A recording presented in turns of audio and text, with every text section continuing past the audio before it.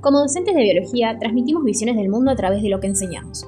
Pero, ¿alguna vez te detuviste a pensar cómo los libros de biología que usamos en el aula representan la diversidad humana? Muchos materiales reproducen una mirada determinista que sostiene que nuestras características, físicas, psicológicas y sociales, están definidas por la biología. Pero esta mirada es parcial y reduccionista, e invisibiliza el peso de lo social, lo cultural y lo histórico, en la construcción de las identidades y en la forma de vivir los cuerpos. Una de las formas más evidentes en las que este determinismo se hace presente es al proponer una visión binaria, masculino o femenino, y biologicista de los cuerpos. Esta mirada, sustentada por el modelo médico hegemónico, es una simplificación de la realidad que excluye y patologiza las diferencias, a quienes no encajan estrictamente en estas dos categorías, siendo el caso de las personas intersex el más silenciado. Se han usado otros términos para denominar a las personas intersex. En la antigüedad se nos llamaba hermafroditas o pseudohermafroditas, desde una perspectiva patologizante, es decir, que considera que ser una persona intersex está asociado con algún tipo de enfermedad o de trastorno o de patología. Se habla de trastornos del desarrollo o trastornos de la diferencia sexual.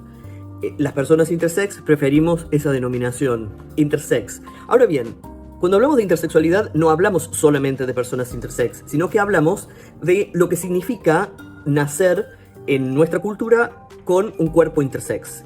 ¿Y eso qué significa? Se vincula directamente con la patologización de las variaciones de las características sexuales. Se clasifica a los cuerpos intersex como patológicos, pero además, cada vez que nace una persona intersex y su cuerpo es identificado como una persona intersex, se despliega todo un mecanismo de atención médica centrado en normalizar el cuerpo de las personas intersex a través de tres tipos principales de intervenciones. Intervenciones quirúrgicas que modifican la apariencia del cuerpo, intervenciones hormonales y también intervenciones mecánicas como dilataciones. Estas visiones patologizantes no son neutrales, y la ciencia ha sido usada históricamente para legitimar desigualdades. Como docentes, tenemos la posibilidad y la responsabilidad de revisar críticamente los materiales y abrir preguntas con nuestros estudiantes. ¿Qué voces aparecen y cuáles quedan fuera? ¿Desde qué mirada se construyen las explicaciones biológicas? ¿De qué manera podemos enseñar biología sin caer en el determinismo? Una propuesta posible es trabajar las clases de biología desde la perspectiva de género, que nos invita a pensar en las injusticias sustentadas por los discursos heteronormativos. Desde esta mirada, el género se entiende como una construcción social atravesada por múltiples relaciones de poder, y nos permiten considerar distintos debates éticos y sociales que atraviesan situaciones reales.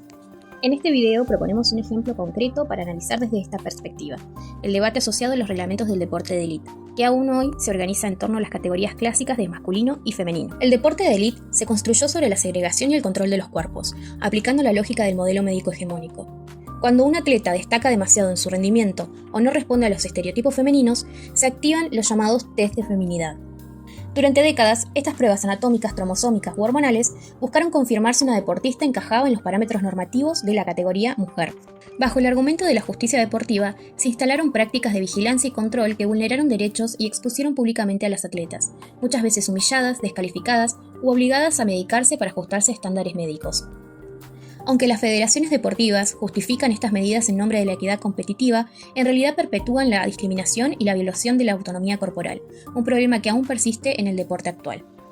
Tanto en el deporte como en muchos otros ámbitos, la persistencia de una visión binaria de los cuerpos reproduce estereotipos y desigualdades, al mismo tiempo que invisibiliza la diversidad que existe en la realidad. Por esto, enseñar biología de forma descontextualizada y solo desde el modelo biomédico, sin problematizarlo, invisibiliza cómo estos contenidos sostienen estereotipos y relaciones de poder. Enseñar biología no es solo transmitir conocimientos científicos, es también abrir preguntas sobre lo humano, sobre la vida en todas sus formas y posibilidades. Reconocer la diversidad y cuestionar el determinismo es enseñar una biología más justa, más compleja y más humana.